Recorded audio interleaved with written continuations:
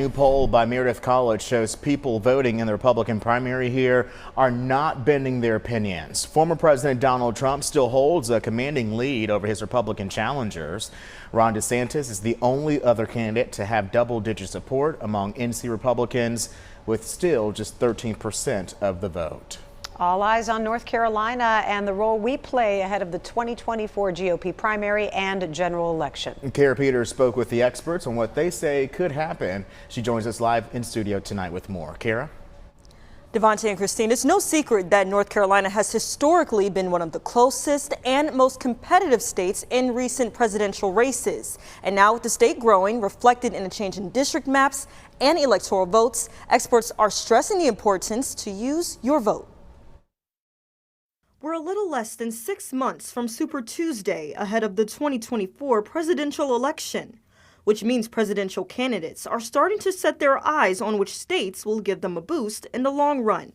Michael Beschloss, presidential historian for NBC News, stopped by Wake Forest Wednesday for their face-to-face speaker forum. He says when it comes to the importance North Carolina holds for the presidential election, I think it's hard to argue that there's no way to the White House if you don't win North Carolina. But one thing is for certain, we're in a country where a lot of states are no longer competitive anymore. There are only a few. North Carolina is one of them, and therefore North Carolina is very much a bellwether of what's going on everywhere else.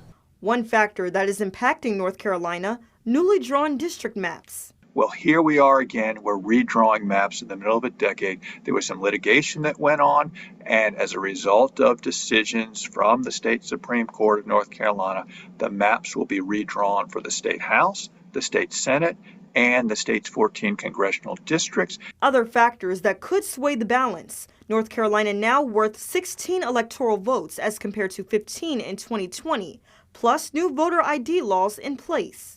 In that respect, North Carolina joins the vast majority of other states in the Southeast and neighboring states in which ID of some kind is required. There are some differences in terms of the strictness. Do you require a photo ID? Which photo IDs qualify?